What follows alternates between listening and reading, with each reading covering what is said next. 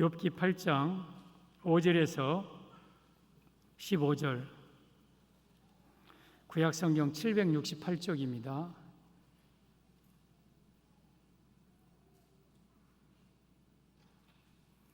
5절 시작. 내가 만일 하나님을 찾으며 전능하신 이에게 간구하고 또 청결하고 정직하면 반드시 너를 돌보시고 내 의로운 처소를 평안하게 하실 것이라. 내 시작은 미약하였으나 내 나중은 심히 창대하리라.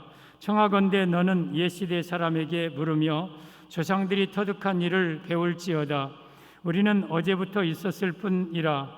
우리는 아는 것이 없으며 세상에 있는 날이 그림자와 같으니라. 그들이 내게 가르쳐 이르지 아니하겠느냐? 그 마음에서 나오는 말을 하지 아니하겠느냐? 왕벌이 진폴 아닌 데서 크게 자라겠으며 갈대가 물 없는 데서 크게 자라겠느냐?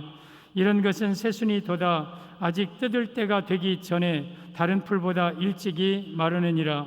하나님을 잊어버리는 자의 길은 다 이와 같고 저속한 자의 희망은 무너지리니 그가 믿는 것이 끊어지고 그가 의지하는 것이 거미줄 같은즉 그 집을 의지할지라도 집이 서지 못하고 굳게 붙잡아 주어도 집이 보존되지 못하리라. 아멘. 오직 예수님의 은혜와 평강이 여러분에게 충만하기를 축복합니다. 우리 앞뒤 좌우에 인사하겠습니다. 오직 예수님, 지옥 가지 말고 천국 갑시다.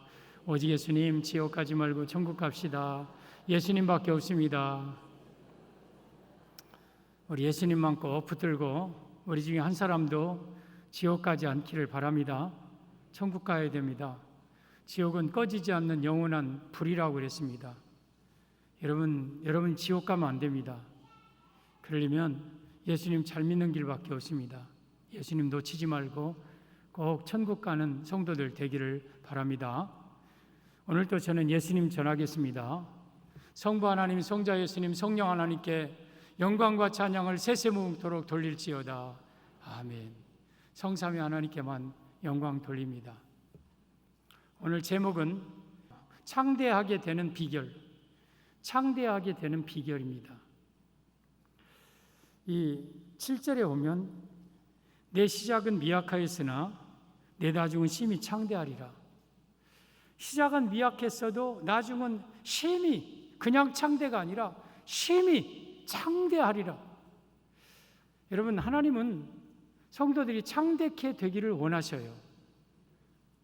민수기 6장 24절에 여호와는 내게 복을 주시기를 원하며 그랬어요.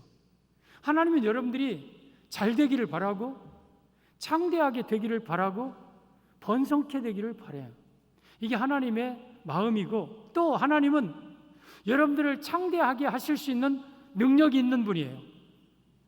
전능하신 분이에요. 창대할 뿐만 아니라 6절에 보면 또 청결하고 정직하면 반드시 너를 돌보시고 내 의로운 처소를 평안하게 하실 것이라. 창대만 하면 뭐합니까? 평안해야 되죠. 그러니까 하나님이 주시는 복은 창대할 뿐만 아니라 평안의 복을 주시는 거예요. 잠언 10장 22절에 여호와께서 주시는 복은 사람을 부하게 하고 창대하게 하고 근심을 겸하여 주지 아니하시느니라. 평안도 주시니라. 창대하는데 평안이 없다. 그러면 안 되는 거죠. 평안은 있는데 또 창대하지도 않다. 이것도 다는 아니죠. 그래서 우리는 창대케 돼야 돼요. 창대. 창세기 26장에 오면 이삭이 그해 흉년이 들자 그랄 땅 블레셋 땅으로 가서 피난살이 하는데 그 해에 농사하여 12절입니다. 그 해에 농사하여 그 해에 100배나 얻었고 여호와께서 그에게 복을 주심으로 그가 창대하고 왕성하여 마침내 거부가 되었다. 이삭이 원래 이 목축하는 분인데 블레셋 이방 땅에 가서 농사했는데 100배나 얻었고 창대하고 왕성하고 거부가 되었다. 누가? 하나님이 이삭에게 복을 주시니까. 하나님은 이처럼 창대하게 하실 수 있는 능력 있는 분이에요. 전 여러분들이 가정이, 자녀들이, 직장과 생업이 창대케 되기를 바랍니다. 창대하고 평안하기를 바랍니다. 오늘 제목은 창대하게 되는 비결인데, 여러분 지금까지는 창대하지 않았어도 오늘부터, 이 시간부터 내 조건과 내 능력과 관계없이 하나님은 이렇게 살던 자에게 창대하게 하십니다. 이것이 하나님의 약속입니다. 전 저와 여러분의 삶이, 가정이, 자녀들이, 직장과 사업장이 창대하게 되기를 바랍니다.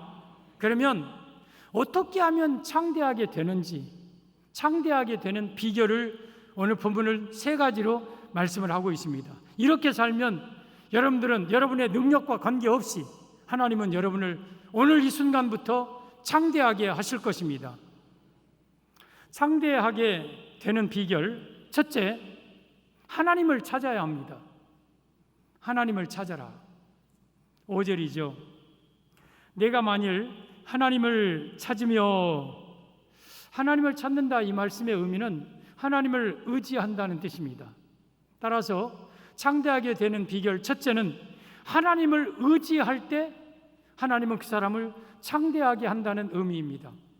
사랑하는 성도 여러분, 우리가 창대하게 되려면 하나님을 의지해야 돼요. 하나님을 의지해야 돼요. 여러분, 하나님 없이는 우리 성도가 창대할 수가 없는 거예요. 하나님이 창대하게 하셔야죠. 그리고 예수님 없는 사람들의 창대는 그 진정한 창대가 아니죠. 예수님 안 믿는 사람도, 잘 되는 사람, 부자도 많죠. 그러나 그들은 예수님 재림할 때 용광로 불같은 날이 이를 때에 그들과 그들의 모든 재물과 창대했던 것들이 지푸라기처럼 사라져버릴 거예요. 따라서 예수님 없는 창대는 진정한 창대가 아니에요. 진정한 창대는 예수님 안에서 창대케 되는 거예요. 예수님 안에서 창대하게 되려면 하나님을 찾아라, 하나님을 의지해라. 그러면 창대하게 될 것이다. 사랑하는 성도 여러분, 창대하게 되는 비결은 하나님을 의지하는 거예요. 전 여러분들이 살아가는 동안 그 무엇도 의지하지 말고 우리 예수님만 의지하면서 살아가기를 바랍니다. 우리의 의지는 바로 하나님밖에 없는 거예요. 여러분, 하나님은 창대하게 하실 수 있는 전능하신 하나님을 믿으시기를 바랍니다. 사무엘상 2장 6절 이하에 보면 이렇게 말씀하십니다. 함께 말씀을 받겠습니다. 시작. 여호와는 죽이기도 하시고 살리기도 하시며 스올에 내리게도 하시고 거기서 올리기도 하시는도다. 여호와는 가난하게도 하시고 부하게도 하시며 낮추기도 하시고 높이기도 하시는도다. 여러분, 우리 하나님은요, 여러분을 죽일 수도 있어요. 살릴 수도 있어요. 스올은 지옥이에요. 지옥에 여러분들을 던질 수도 있고 지옥에서 끌어올릴 수도 있어요. 또 하나님은 여러분을 가난하게도 만들 수 있고 부하게도 만들 수 있고 낮출 수도 있고 높일 수도 있는 거예요. 그래서 하나님은 인간의 흥망성쇠 생사화복을 주장하시는 전능하신 하나님, 그 하나님 앞에 찾고 하나님을 의지하면 하나님이 여러분들을 창대하게 하셔요. 역대상 29장에 오면 다윗이 이 솔로몬이 지을 성전 제물을 준비하죠. 제물을 풍성하게 준비합니다. 그리고 그 제물 앞에서 하나님 앞에 다윗이 기도하는 내용 가운데 역대상 29장 12절 13절 이렇게 말씀하십니다. 보면 역대상 29장 12절, 부와 귀가 주께로 말미암고 또 주는 만물의 주제가 되사 손의 권세와 능력이 있사오니 모든 사람을 크게 하심과 강하게 하심이 주의 손에 있나이다. 부귀가 주께 있고 또한 우리 만물의 주제가 되사 손에 권세와 능력이 있다. 그래서 모든 자를 크게 하심과 강하게 하심이 주의 손에 있다. 여러분들에게 부귀를 줄 수도 있고 거둘 수도 있고 또한 크게 할 수도 있고 작게 할 수도 있고 강하게 할 수도 있고 약할 수도 있고, 이게 하나님이 하신다. 왜? 하나님은 만물의 주제가 되신다. 주권자가 되시기 때문에. 그리고 13절에 우리 하나님이여 이제 우리가 주께 감사하며 주의 영화로운 이름을 찬양하나이다. 다윗이 모든 문물을 쌓아놓고 주님께서 주신 것으로 주께 드렸을 뿐입니다. 우리가 이렇게 쌓아놓고 주께 이제는 감사합니다. 주의 영화로우신 이름을 찬양하나이다 하고 하나님의 주권 앞에 찬양하는 내용이 나옵니다. 여러분, 하나님은요, 순간이라도 창대하게 하실 수 있는 분이고 순간이라도 멸망시킬 수 있는 분이에요. 그래서 그 하나님을 찾고 그 하나님께 의지하면 하나님은 누구든지 어떤 사람이든지 창대하게 하십니다. 창대하게 되는 비결은 하나님을 의지하면서 사는 거예요. 여러분, 욥이라는 사람은 동방에서 가장 큰 자고 양이 7,000마리고 낙타가 3,000마리고 소가 500결이니까 1,000마리죠. 한 결이가 2마리라면. 그리고 암나귀가 500마리고 종도 심히 많고 자녀가 10명이에요. 아들이 7, 딸이 3. 그리고 그의 아내가 있고 행복한 가정이 있고 많은 주변에 친구들이 있고 지인들이 있고 건강도 있고. 이욥은 이런 것을 다 가진 사람이었어요. 근데 사탄에게 하나님은 욥을 시험하라고 허락하신 후에 사탄이 그의 모든 재산을 하루아침에 다 쳐버립니다. 그리고 그의 자녀들 10명을 하루아침에 다 죽입니다. 머리끝부터 발끝까지 건강을 완전히 다 망가쳐서 모진 목숨 하나 남겨놓습니다. 그의 아내도 저주하고 떠납니다. 그의 친구들도 욥에 와서 욥을 오히려 번뇌케 하고 욥을 정죄하고 비난하는 자들이 됩니다. 욥에게 있었던 것은 모진 목숨 하나밖에 없는 거예요.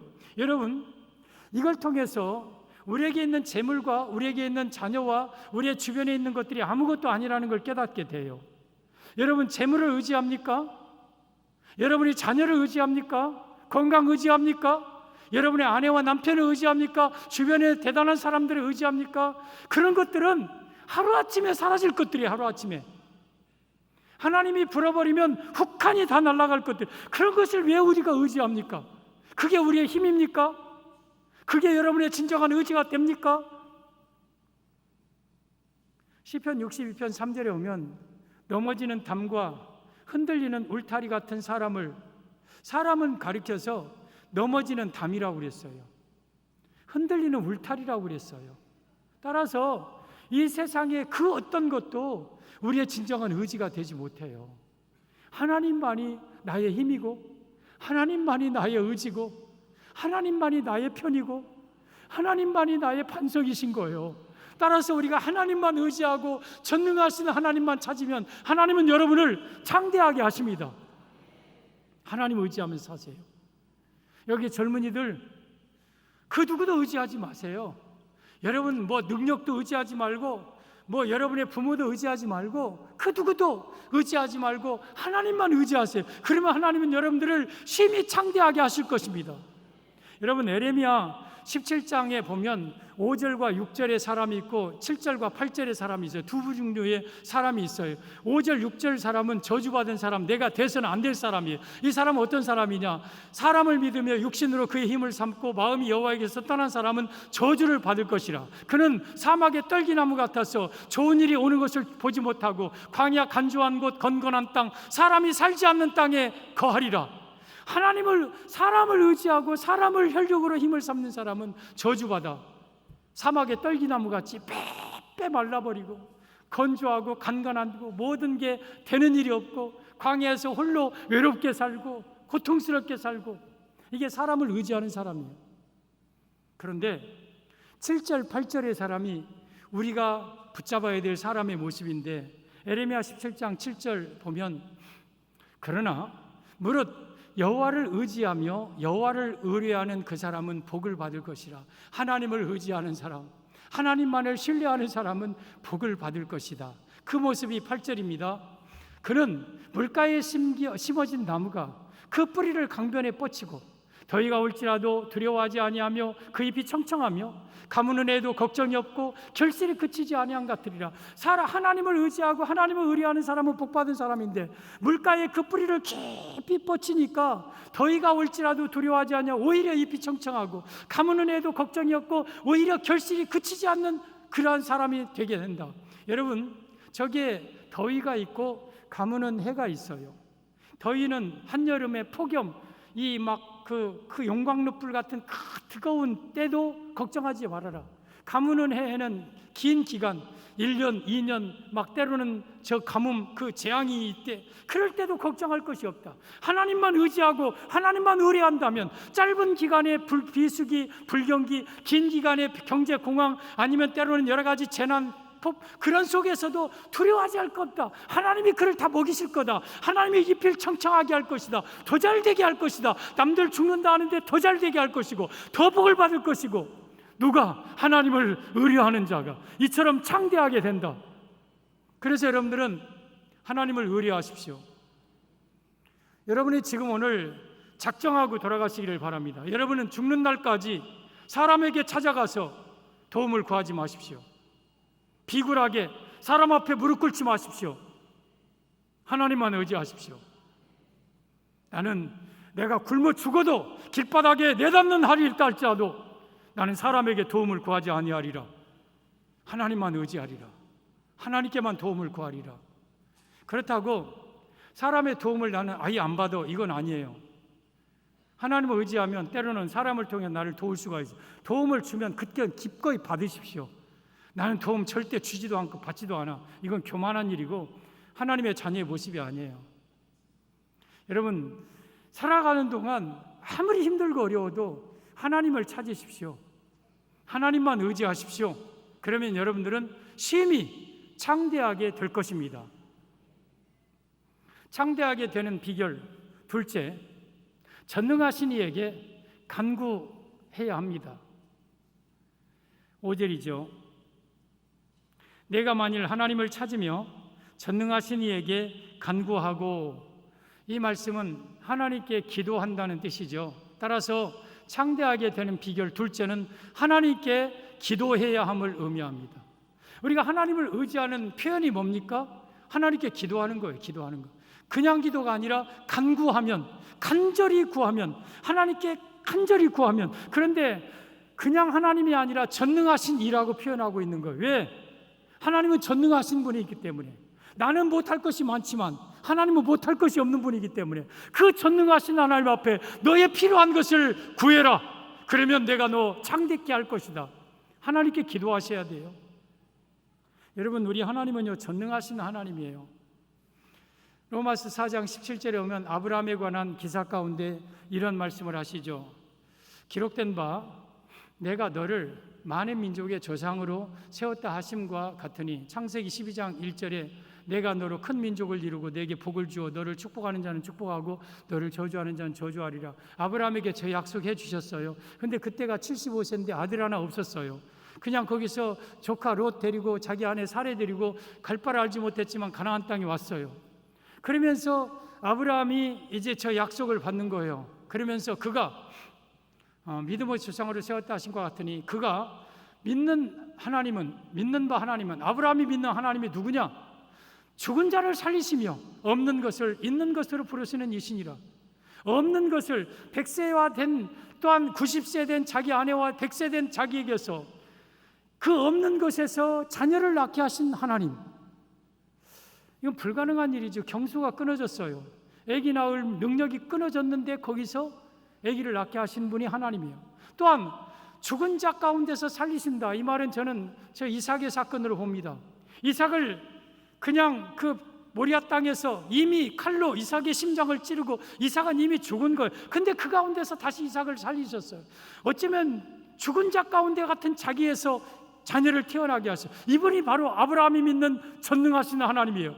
여러분들이 그 전능하신 하나님을 믿으면 하나님은 전능하신 능력을 여러분에게 베풀어 주실 것입니다. 그리고 그 전능하신 하나님께 간구하시기를 바랍니다. 그리하면 창대합니다. 여러분, 우리가 창대하려면 그냥 있으면 창대한 게 아니고, 여러분들이 모든 사람을 다 창대하게 만드는 게 아니고, 조건이 성립될 때에 여러분 결과가 이루어지는 거예요. 오늘 5절에 오면 내가 만일 하나님을 찾으며 전능하신 이에게 간구하고 또 청결하고 정직하면, 이렇게 하면 반드시 내가 너를 창대할 것이다. 내 의로운 처소를 평안하게 할 것이다. 그러니까 조건이 따라야 돼요. 그냥 창대하는 게 아니라 우리 하나님을 의지하는 자, 그리고 하나님께 간절히 구하면 하나님은 나를 창대하게 하실 것이다. 잠언 8장 17절 이하에 보면 이렇게 말씀하십니다. 나를 사랑하는 자들이 나의 사랑을 입으며, 여러분, 하나님은 하나님을 사랑하는 자를 더 사랑하십니다. 그래서 하나님을 사랑하십시오. 그리고 나를 간절히 찾는 자가 나를 만날 것이니라. 하나님을 간절히 찾는 자는 하나님을 기도한다는 거예요. 하나님께 간절히 기도하면 하나님이 내가 여기 있다 하고 여러분을 만나 주실 것입니다. 그리고 18절, 부귀가 내게 있고 장구한 재물과 공의도 그러하니라. 말씀드렸죠? 부와 기가 주께로 말미암고 또 주는 만물의 주제가 되사 손에 권세와 능력이 있사오니 모든 자를 크게 하심과 강하게 하심이 주의 손에 있다고 다윗의 고백처럼 부귀가 하나님께 있고 장구한 재물과 공의도 하나님께 있다. 내 열매는 금이나 정금보다 나으며 내 소득은 수는보다 더 낫다. 우리 하나님이 우리에게 주시는 것은 금과 정금과 수는보다 더 나은 축복을 우리에게 주신다. 그리고 20절에 나는 정의로운 길로 행하며 공의로운 길 가운데로 다니나니 우리가 저 복을 받으려면 정의로운 길, 공의로운 길로 다니라. 그러면서 이는 나를 사랑하는 자가 재물을 얻어서 그 곳간을 채우게 하려 함이라. 하나님은 하나님을 사랑하고 하나님을 찾는 자에게 재물을 주어서, 물질을 주어서 여러분의 곳간을 가득가득 채우게 하신다. 하나님이 이처럼 복을 주실 수 있는 분이고 또한 하나님을 찾고 의로운 자에게, 간구하는 자에게 하나님이 이런 복을 주시는 분이다. 그래서 우리가 창대하게 되려면 하나님께 간절히 기도해야 돼요. 하나님께 간절히 기도해야 돼요. 여러분, 창대하게 돼야 되지 않겠습니까? 어차피 한평생 삶, 나야 괜찮지만 내가 선한 일을 하기 위해서 이왕이면 창대해야 되지 않겠습니까? 그러면 하나님께 기도하십시오. 오늘 하나님은 시건치 않으시고 하나님은 하신 말씀을 실행하지 못하는 분이 아니에요. 이 말씀대로 그대로 행하면 그대로 여러분들을 오늘부터 창대하게 할 거예요. 하나님께 기도하십시오. 우리 예수님도 이 땅에 계시면서 하나님께 늘 기도하셨어요. 히브리서 5장 7절에 오면 그는, 예수님이죠, 육체에 계실 때 이 땅에 와서 33년 동안 사실 때에 자기를 죽음에서 능히 구원하실 이에게, 하나님이죠, 심한 통곡과 눈물로 간구와 소원을 올렸고, 여러분, 우리 예수님의 기도의 모습이에요. 심한 통곡으로 기도하셨어요. 눈물로 기도하셨어요. 그리고 소원을, 간구와 소원을 하나님 앞에 올려드렸어요. 그랬더니 그의 경건하심으로 말미암아 들으심을 얻었느니라. 우리 예수님은 경건하신 분이고 그 기도가 하나님께 상달되어서 들으심을 얻었다, 응답받았다. 우리 예수님도 이 땅에 계시는 동안 심한 눈물과 통곡과 그리고 또한 간구와 소원을 하나님께 올렸어요. 이 모습을 누가복음 22장 44절에는 예수께서 더욱 힘쓰고 애써 간절히 기도하시니 땀이 땅에 떨어지는 핏방울과 같이 되더라. 겟셋마네 동산에서 기도하신 내용이에요. 얼마나 통곡과 눈물로 하나님 앞에 기도했길래 땀뿐만 아니라 모세혈관이 터져서 땀과 함께 핏방울이 떨어질 정도로 우리 예수님이 기도하셨어요. 예수님은 기도 받으실 분이에요. 그런데 예수님은 그렇게 하나님께 기도하셨어요. 그리고 인간적인 표현으로 이 예수님이 그렇게 기도하심으로 이 땅에 오고 오는 수많은 하나님의 자녀들의 열매를 창대하게 하셨어요. 사랑하는 성도 여러분, 우리 예수님께서 그렇게 기도하셨으니 우리도 기도해야 되지 않겠습니까? 기도하는 자에게 우리 하나님은 창대케 하십니다. 창대케 하셔요.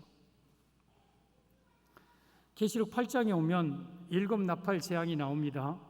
6장에는 7인, 8장 9장에는 7 나팔, 16장에는 7 대접 재앙이 나오는데 이 7인 7 나팔 7 대접 재앙은 대환란 전반기 3년 반 동안 이루어질 재앙들입니다. 그러면서 무시무시한 처음 하늘과 처음 땅이 없어지는 엄청난 재앙이 앞으로 머지않아 올 겁니다. 그런데 8장 7 나팔 재앙을 불기 전에 1절에서 5절까지 이렇게 말씀을 하십니다. 하늘이 반 시간쯤 고요합니다. 나팔불 재앙 일어나기 전에 폭풍 전야의 고요함이죠. 섬뜩한, 섬찟한, 끔찍한 그러한 조용한 순간이 있습니다. 그리고 다른 천사가 금 향로를 가지고 제단 곁에 서서 많은 향을 받았으니 이 향은 성도의 기도드리라. 보좌 앞에 있는 금 제단에 드리기 위하여 천사의 손으로부터 향연이 하나님 앞으로 올라가는지라. 그 향을 가리켜서 성도의 기도라고 그랬어요. 우리의 기도가 천사의 손에 있는 금 향로에 담겨져요. 그리고 천사의 손을 통해서 보좌 앞에 있는 금 제단에 나의 기도가 올라가요. 여러분, 금 향로, 금 제단, 천사의 손으로부터 올라가는 이것은 보배성을 가리켜요. 우리가 하는 기도가 하나님 보시기에 얼마나 보배로운지 몰라요. 우리가 하는 기도는 하나님 앞에 땅에 떨어지지 않고 그대로 다 상달돼요. 그리고 응답돼요. 그래서 대환란을 준비시킵니다. 지금 앞으로 다가올 대환란을 이겨내려면 여러분들이 기도해야 돼요. 창대하게 하는 것도 있지만 내가 내 신앙 지키고 내 믿음 흔들리지 않고 끝까지 환란을 이기고 주 앞에 천국에 들어가기 위해서 기도로 준비시키는 거예요. 그래서 여러분들은 기도해야 돼요. 하나님 앞에 끊임없이 기도해야 돼요. 그러면 창대하게 되고 기도로 여러분의 신앙을 강하게 붙잡아 주실 것입니다. 이 세상에서 가장 교만한 자가 누군지 아십니까? 돈 많은 자가 아니라, 권세 있는 자가 아니라 성도로서 기도하지 않는 자, 교만한 자예요. 기도하지 않고 교회에서 집사, 장로, 권사, 직분 감당하려고 하고, 기도하지 않냐고 사업하고, 기도 없이도 내가 내 자녀들 꾸리고 내 가정 꾸릴 수 있습니까? 목사가 기도 없이도 하나님의 뜻대로 목회할 수 있습니까? 교만한 거죠. 하나님께 의지하고 하나님 붙들어야 되지 않겠습니까? 여러분이 무슨 능력이 있습니까? 여러분이 얼마나 대단합니까? 기도 없이도 살 수 있습니까? 여러분, 하나님 앞에 기도해야 돼요. 기도할 때 하나님은 우리를 만나주시고 우리를 창대케 하시고 기도로 우리를 붙들어 주시는 거예요. 그래서 어그러진 손과 연약한 무릎을 일으켜 세우고 더 하나님 앞에 기도하십시오. 마지막 시대, 만물의 마지막이 가까웠으니 그러므로 너희는 정신을 차리고 근신하여 기도하라고 베드로전서 4장 말씀하셨어요. 이제는 만물의 마지막이에요. 더욱더 열심히 기도해야 돼요. 그리고 전능하신 이에게 간구하면 하나님은 그 사람을 또한 창대하게 하셔요. 에이, 목사님 머지않아 재림했는데 뭐 창대고 뭐고 그런 게 뭐 필요해요? 그냥 신앙 근근히 지키다가 천국 가면 되죠. 천만의 말씀이에요. 내일 모레 예수님 오신다 할지라도 창대해서 마지막까지 멋지게 주를 위해서 일해야 되지 않겠습니까? 그래서 마지막일수록 우리는 창대해야 돼요. 그러려면 하나님을 찾고 그리고 하나님께 기도하면 창대하게 됩니다. 그래서 창대하게 하려면 첫째, 하나님을 의지하십시오. 사람 의지하지 마십시오. 일평생 오직 하나님 한 분만 의지하시고 그리고 그분께 기도하십시오. 그냥 기도가 아니라 간구하십시오. 간절히 기도하십시오. 그러면 창대하게 될 것입니다.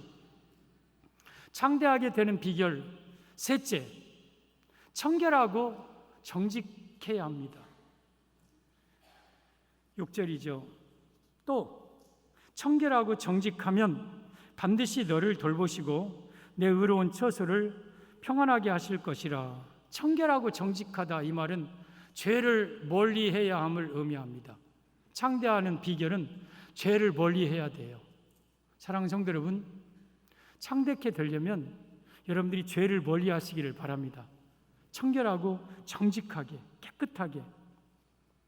여러분, 이 욥에게 하나님은 양 7,000마리, 소 1,000, 낙타 3,000, 암나귀 500, 종도 심히 많이 주고 자녀 10명 주고, 그리고 정말 동방에서 아브라함 당시 사람입니다.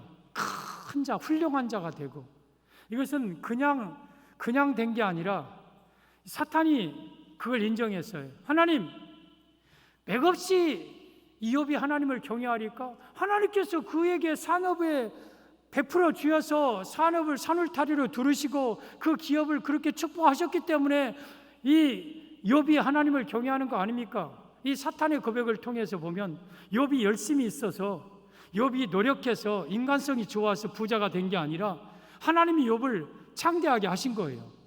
그러면 욥이 어떤 면을 보고 하나님은 창대하게 하셨을까? 욥기서 1장 8절을 보십시오. 보면 여호와께서 사탄에게 이르시되 내가 내 종 욥을 주의하여 보았느냐? 그와 같이 온전하고 정직하여 하나님을 경외하며 악에서 떠난 자는 세상에 없느니라.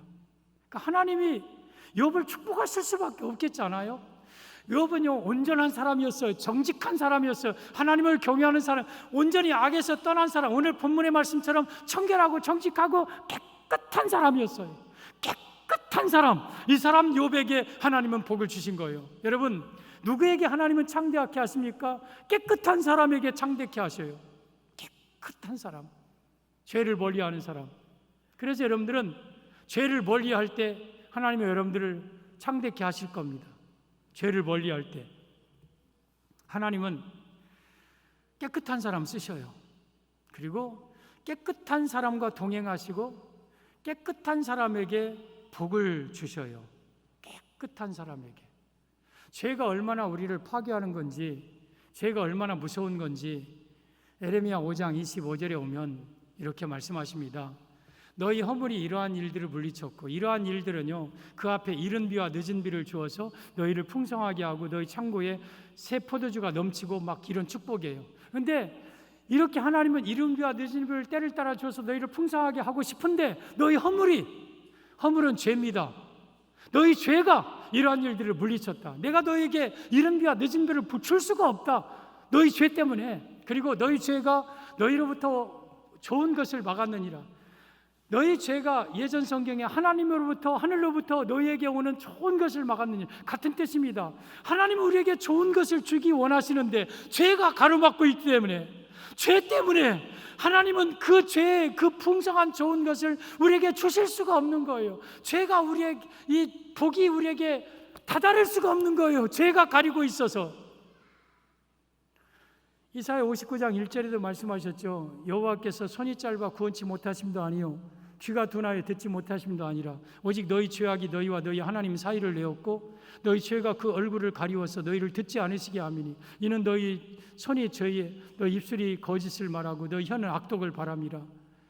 여러분, 하나님과 우리 사이에 죄가 가로막아서 내가 아무리 기도해도 그 죄를 뚫지 못한다는 거예요. 이 기도가 하나님이 상달돼요. 하나님이 죄를 가지고 있는 자는 내가 구원하지 못하고 듣지도 못하고 복을 줄 수도 없다는 거예요. 죄가 그만큼 무서운 거예요. 따라서 죄를 멀리하고 깨끗하고 청결하고 정직하게 살면 하나님의 창대의 축복이 여러분에게 그대로 임합니다. 따라서 창대하게 되려면 죄를 멀리하십시오. 죄를 버리십시오. 에레미야 33장 4절 5절에 이스라엘에 대해서 이렇게 말씀하신 내용입니다. 이스라엘의 하나님 여호와께서 말씀하시느니라. 무리가 이 성읍의 가옥과 유다 왕궁을 헐어서 갈대아인의 참모와 칼을 대항하여, 이 말은 예루살렘 성이 지금 북쪽에 갈대아 바벨론 아수르가 쳐들어올 때 가옥과 왕궁까지 헐어서 참호를 파고 그리고 칼을 잡고 그 아수르와 대왕에서 싸우려 해도 또한 5절에 싸우려 하였으나 내가 나의 노여움과 분한으로 그들을 죽이고 그들의 시체를 이 성을 채우게 하였나니, 갈대아 사람들을 죽인 게 아니라 하나님의 분노와 분한으로 이스라엘을 쳐서 죽이고 이스라엘 사람들의 시체를 예루살렘 성에 채우게 하였다. 아니, 하나님이 이스라엘 편인데 왜 이스라엘 사람들을 쳐서 죽여서 이 땅에서 시체로 가득하게 하느냐? 그들이 가옥 걸고 왕궁 걸어서 참호화를 파고 이 갈대아 사람을 대적함에도 불구하고 그러느냐?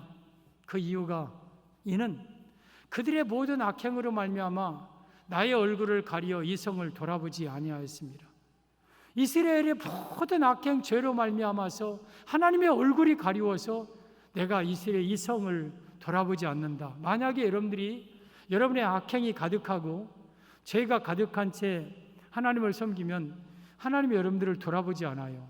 그리고 하나님께서 오히려 여러분들의 대적이 되어서 여러분들을 치셔요. 여러분들의 시체가 여러분의 집안에 가득할 수 있어요. 따라서 죄가 이렇게 무서운 거예요. 죄가 이처럼 나의 영혼을, 나의 삶을 파괴하는 거예요. 그래서 우리는 깨끗하게 살아야 돼요. 여러분, 오늘 6절에 보면 청결하고 정직하다고요. 청결은 깨끗하고 순결하고 순백하고, 그리고 정직하다는 것은 내 말과 행동에 거짓이 없는 진실한 삶을 살고, 한마디로 말하면 내가 주 앞에서 깨끗하게 내 삶이 깨끗하게 살아야 돼요. 그러면 하나님은 여러분의 의로운 처소를 평안하게 하고 여러분의 하시는 모든 일을 창대하되 그냥 창대가 아니라 심히 창대하게 하는 거예요. 하나님은 여러분에게 복을 안 주시는 게 아니라 복을 못 주는 거예요. 왜? 하나님의 뜻대로 살지 못하니까. 복을 주고 싶어도 못 주시는 거예요. 그 하나님의 안타까운 마음을 우리가 알아야 돼요. 그러려면 깨끗하게 살아야 돼요. 죄 짓지 마십시오. 죄 지으면 안 돼요. 깨끗하게 살아야 돼요. 내 마음과 행동과 삶에 하나님 앞에 부끄러움이 없이 살아가면 하나님은 여러분의 삶을 창대하게 하셔요. 우리 예수님은 히브리서 4장 15절에 우리에게 있는 대제사장은 예수님이죠.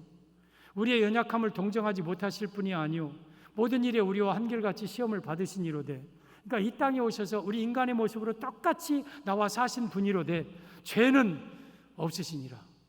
우리 예수님은 죄가 없는 분이셨어요.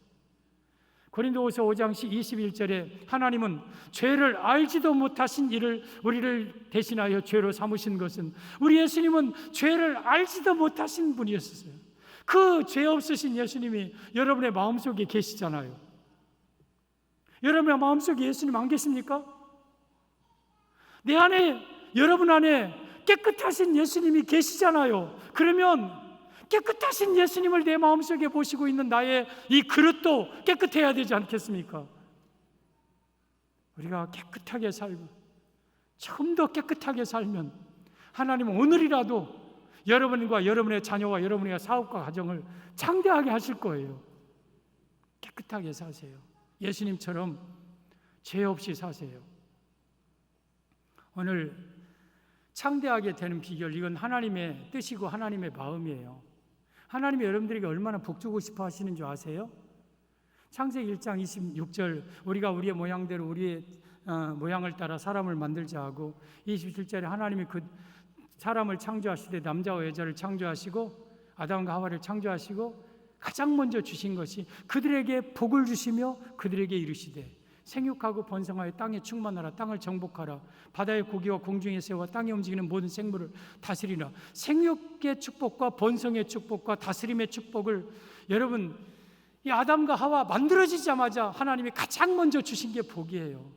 그만큼 우리에게 복 주시기를 원하시고, 누가복음 22장 51절에 예수님께서 베다니 감람산이죠. 베다니 감람산에 가서 제자들에게 손을 들어 축복하시고 축복하실 때에 그들을 떠나 하늘로 올리우시니라. 예수님이 마지막 우리에게 주신 게 복을 주시다가 하늘로 올라. 그만큼 하나님은 여러분들을 잘되게 하시고 복 주시기를 원하시고 창대하게 하시기를 원하시는 거예요. 근데 왜 우리가 그걸 못 받고 삽니까? 왜 그 창대함의 축복을 못 누리고 삽니까? 왜 가정에 평안함이 없이 찢기고 상처받고 불안하고 답답하게 살아갑니까? 오늘 본문은 우리를 평안하고 창대케 하는 길로 안내해 주고 계십니다. 첫째는 하나님을 찾으십시오. 이제부터는 하나님만 의지하십시오. 그깟 사람 의지하지 마시고 그깟 돈 의지하지 마십시오. 여러분의 능력도 의지하지 마십시오. 아무것도 아니에요. 우리 아무것도 아니에요. 그런 것들은 전능하신 하나님만 의지하시고 사세요. 그리고 그분 하나님께 기도하십시오. 하나님께 나의 삶을 맡기고 자녀를 맡기고 기도하십시오. 그리고 하나님 앞에 청결하고 정직하게 죄를 멀리하고 깨끗하게 살면 여러분의 의로운 처소를 평안하게 하실 것이고, 여러분이 현재는 미약하다 할지라도 심히 창대하게 하실 줄 믿습니다. 이 창대케 되는 축복이 우리 온 성도들에게 임하시기를 예수님의 이름으로 축원합니다.